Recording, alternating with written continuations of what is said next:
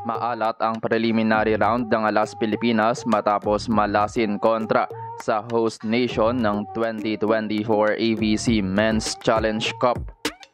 Winless, Alas Pilipinas bokya sa prelims, laglag na sa top 8. Bahrain pinahiyang Pilipinas, Bahrain libero buwis buhay.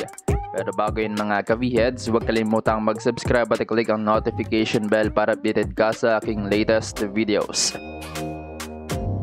Kung gaano kakinang ang performance ng ating women's volleyball team sa prelims ng AVC Women's Challenge Cup, gano'n naman kapait sa men's division.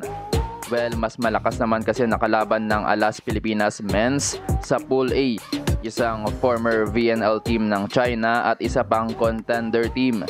Matapos ang close loss kontra China sa naunang game, hindi rin pinalad ang Alas Pilipinas kontra sa host country ng Bahrain. Reigning silver medalist nga ang Bahrain sa Challenge Cup kaya hindi na rin kagulat-gulat ang resulta.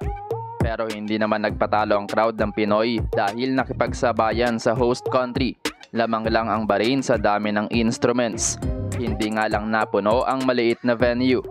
Anyway, muling nabokya ang Alas Pilipinas losing in straight sets 17-25, 23-25 at 20-25. Ginulat ni Owar Tamar ang Bahrain sa umpisa ng game matapos ibigay ang first 4 points ng Pilipinas sa middle blockers. 3 ay kay Kim Malabunga.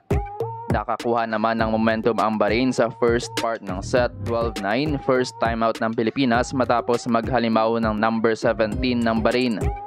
Naka-recover ang Pilipinas sa 3 straight errors ng Bahrain pero lumobo muli ang deficit ng Pinas dahil sa service at blocking game ng Bahrain. Walang uminit sa opensa ng Alas Pilipinas kaya hindi nakakomeback ang Pinas. Tanging big force ay ang 9 errors ng Bahrain.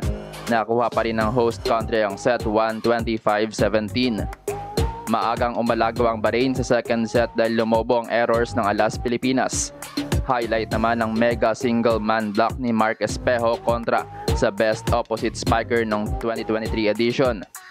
Pinalitan naman ni Coach Veloso si Ordiales para kay monster rookie Jay Disquitado na malaking tulong sa second set. Nakadikit pa ang Pilipinas within 1 matapos magising ang ating ace player na si Mark Espejo scoring from back row and scoring the first block and first ace of the Philippines. Nakakuha muli ng 4-point lead ang Bahrain, 18-14 pero hindi nagpaiwan ng Pilipinas. Gayunpaman kapos pa rin ang comeback ng Alas 23-25 sa second frame. Nadali naman muli ng heavy service ng Bahrain ng Pilipinas para makaporma ng lead sa third set. Hot hands ng Pilipinas si Umandal scoring 3 early points sa third set. Malaking asset din ng Bahrain ang kanilang best libero na sumampa pa sa official stable para maisalba ang bola.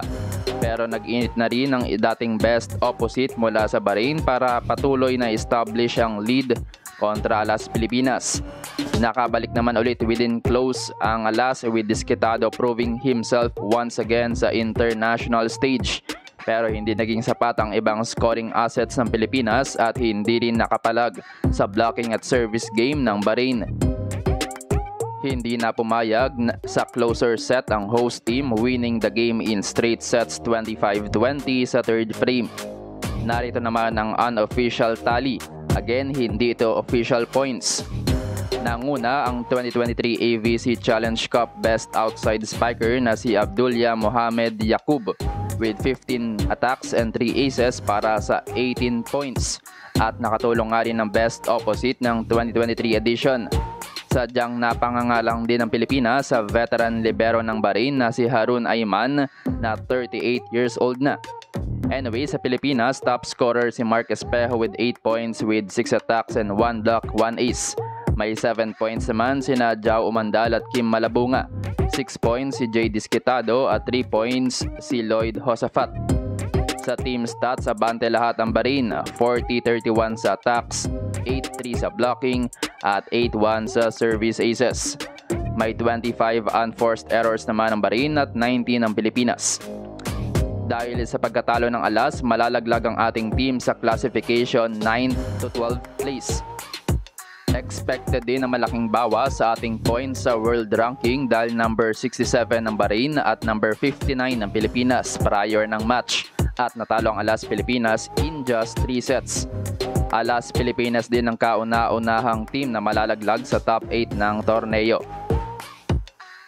Unang makakaharap ng Pilipinas sa classification round ang third place ng Pool C, most likely ang Indonesia. Dito mataas ang tsansa ng Pilipinas dahil young team ang pinadala ng Indonesians. Next game ng Pilipinas ay sa June 5, 9:30 sa Pilipinas.